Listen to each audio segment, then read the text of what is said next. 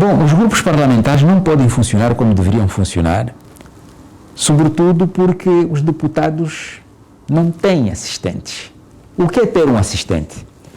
Por exemplo, o deputado tem de interagir com os eleitores, tem de interagir com a população. Então é necessário que ele receba os cidadãos, é preciso elaborar uma ata, é preciso depois que esta ata tenha seguimento. Quer dizer, tem de ter alguém que o ajude a fazer estas questões, que ajude a organizar a agenda do próprio deputado. Em função da preparação desses assistentes, o próprio deputado vai beneficiar de algum aconselhamento, não é assim? Portanto, tudo isto é importante. Nós, das nossas visitas, até verificamos que há determinados parlamentos em que o deputado tem 5, 6, 7 assistentes. Porque entra também depois o problema das assessorias. O deputado pode estar formado numa determinada área, mas os assuntos que entram para o Parlamento são diversificados. A pessoa lista, mas tem que analisar documentos que estão a falar de economia, por exemplo, ou de ciência, em qualquer outro, nas várias ramas, portanto, da ciência.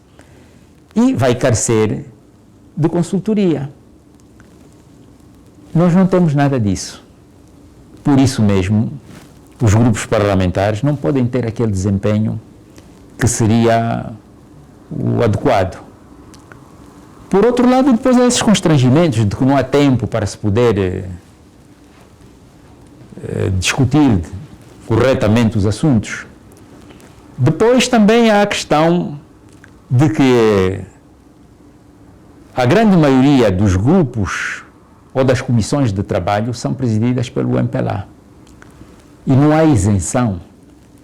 E aí não é porque às vezes haja má vontade, às vezes é mesmo desconhecimento.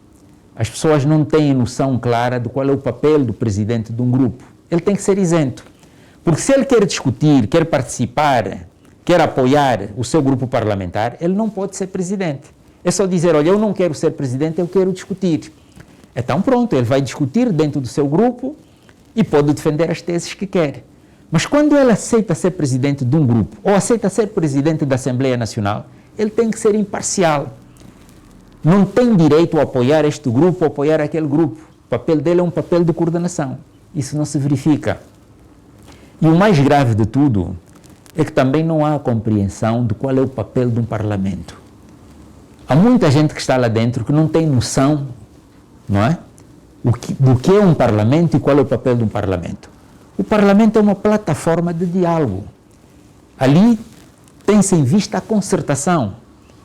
Bom, e o grupo parlamentar do MPLA, na sua grande maioria, não tem esse entendimento. Não sabe por que um Estado cria um parlamento. Eles até podem depois aprovar as leis como quiserem, têm maioria, mas devem permitir o diálogo. Por que não se transmitem direto os debates que ocorrem lá dentro? Não se transmitem direto porque eles não querem que o povo, não querem, portanto, que a população se aperceba de como os debates decorrem. E com base nisso, bom, estamos como estamos.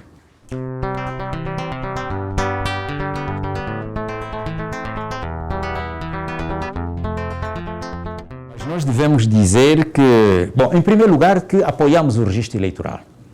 Estamos a mobilizar os nossos militantes, vamos mobilizar a população, ou estamos a mobilizar a população, para que se engajem no processo do registro eleitoral. Porque só poderemos ter eleições em 2017, desde que o registro eleitoral se realize em tempo oportuno. Mas também devemos dizer, não podemos saltar isto, que quem deveria fazer o registro eleitoral está marginalizado. Nos termos da Constituição, é uma competência da Comissão Nacional Eleitoral levar a cabo essas atividades de preparação, organização de todo o processo eleitoral, em que o registro eleitoral é a primeira fase, vamos chamar assim, do processo eleitoral. É uma competência da Comissão Nacional Eleitoral, que está a ser usurpada pelo Executivo. Nós não podemos deixar de denunciar isso, vamos continuar a denunciar isso, vamos continuar a solicitar que se entregue as competências que são, portanto, da Comissão Nacional Eleitoral à Comissão Nacional Eleitoral. Pelo menos que haja esse reconhecimento para que a Comissão Nacional Eleitoral possa, com a autoridade, desempenhar o seu papel. Não é o Executivo que tem que fazer o registro eleitoral. Bom, mas ele está a fazer. O que nós vamos pretender, então, é que se reconheça a autoridade da Comissão Nacional Eleitoral, se reconheça que é uma competência da Comissão Nacional Eleitoral, e nós acreditamos que a Comissão Nacional Eleitoral, depois, vai olhar para toda a produção que o Executivo fez. Não temos dúvidas que ela vai aproveitar todo o bom trabalho que tiver sido feito, e também não temos dúvidas que a Comissão Nacional Eleitoral, se alguma coisa estiver mal, vai corrigir. Mas isso tem que ser corrigido, porque o Executivo não pode usurpar competências que não lhe pertencem. Não pode fazer isso. E se nós permitirmos que ele faça isso, começamos mal.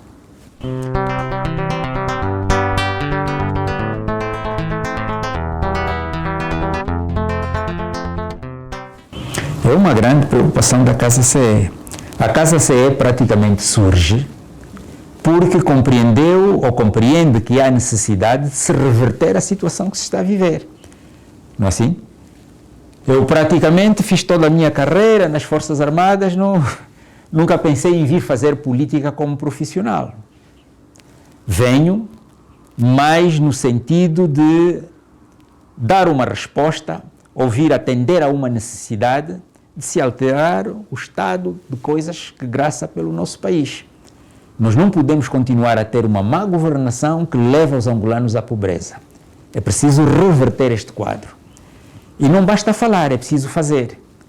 Por isso é que nos organizamos em Casa CE, no intuito de fazer com que esta pobreza, a que a senhora jornalista, portanto, se refere, desapareça. Nós, em Angola, temos recursos, temos meios suficientes para poder fazer acontecer um país melhor do que aquele que temos.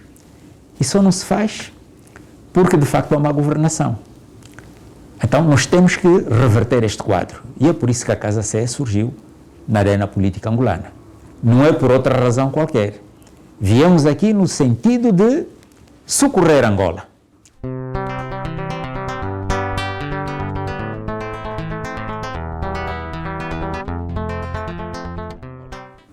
Trabalhando melhor, não é assim? Realizando as coisas de uma maneira mais adequada e mais eficiente, temos que fazer diferente. Fazendo diferente, podemos atingir resultados diferentes, mais positivos. A corrupção já foi dito pelo Sr. Presidente da República que era o segundo mal depois da guerra. Por que continuamos com a corrupção? Já se falou em tolerância zero, enfim, uma série de slogans ao longo desse tempo todo. A corrupção continua. Não tem capacidade de poder alterar este quadro. O problema do lixo, como é que em 40 anos um governo, não tem capacidade de manter limpas as suas cidades? São pequenos indicadores, eu estou a mexer nos indicadores, que depois são indicadores que vão refletir um conteúdo. Agora, é preciso, de facto, também mexer na economia. Mas o grande problema de Angola não é bem econômico. Começa por ser político. Tem de haver vontade, tem de haver dedicação, porque se houver vontade de dedicação e houver uma perspectiva correta das coisas, a economia anda. Porque nós somos um país economicamente tão débil que quer a gente faça uma coisa neste sentido ou num sentido oposto, acaba sempre por resultar. Porque a nossa economia é muito incipiente, é muito fraca. E isto ficou mais do que patente com a crise do barril do petróleo no mercado internacional. Quer dizer, o dinheiro do petróleo saiu e chegamos à conclusão que, para além do dinheiro do petróleo, nós não temos mais nada, praticamente não temos mais nada. Por isso é que esta pobreza toda, se acentuou. Porque se tivéssemos alternativas a funcionar, o dinheiro do petróleo de facto teria saído, mas outros mecanismos econômicos estariam a operar no sentido de não permitir a crise que estamos a viver. Quer dizer que a nossa economia é só o petróleo. Tirando o petróleo, o que existe é residual. É muito fraco, é pouco. E por que isso? Porque há má governação. Porque havendo boa governação, esta situação não se coloca. Porque nós temos rios, nós temos terras, temos um país enorme, a população não é muito grande. Portanto, eram políticas corretas e com essas políticas corretas nós podíamos, de facto, ter uma economia mais sólida, uma economia que pudesse sustentar, portanto, o país, mesmo com o preço do barril de petróleo no estado em que está.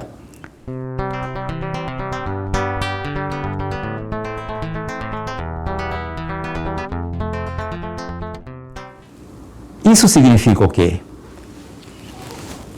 Vamos, por exemplo, olhar o dinheiro que nós estouramos nas estradas.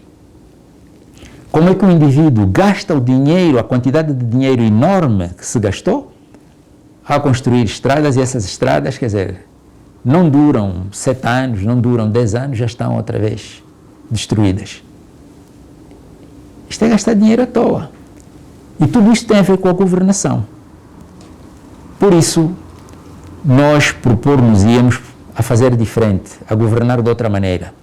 E se governarmos de outra maneira, aqueles que de facto têm uma vocação econômica, indivíduos que são da agricultura, indivíduos que são artesãos, teriam oportunidades de apresentar melhores resultados e o país beneficiaria com isso.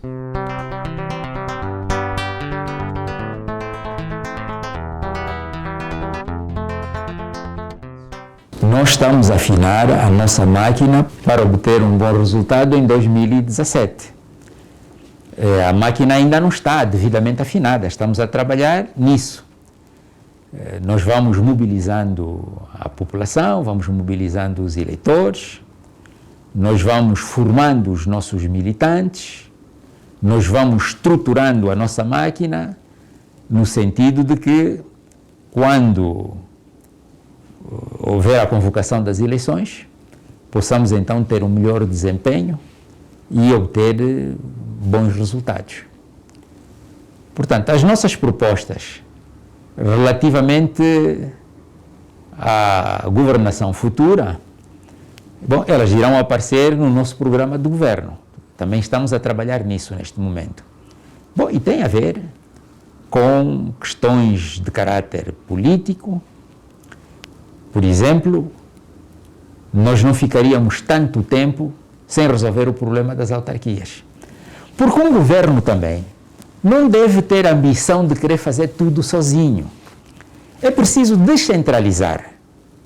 Descentralizando, nós vamos despontar energias locais. Quer dizer, o poder local é que vai resolver o problema das próprias localidades.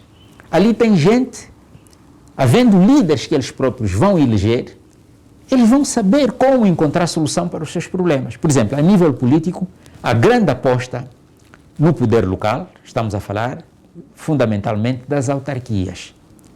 É uma maneira de resolver o problema.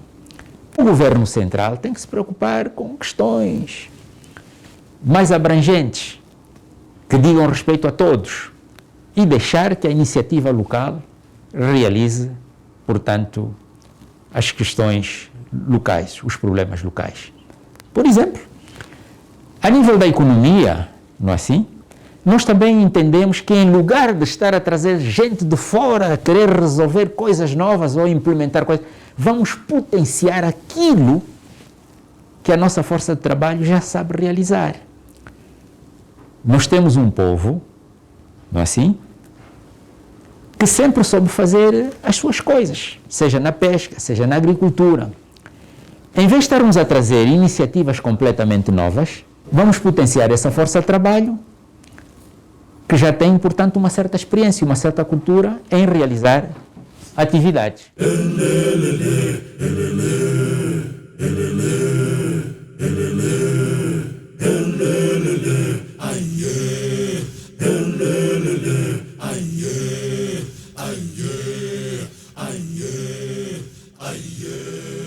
Aye.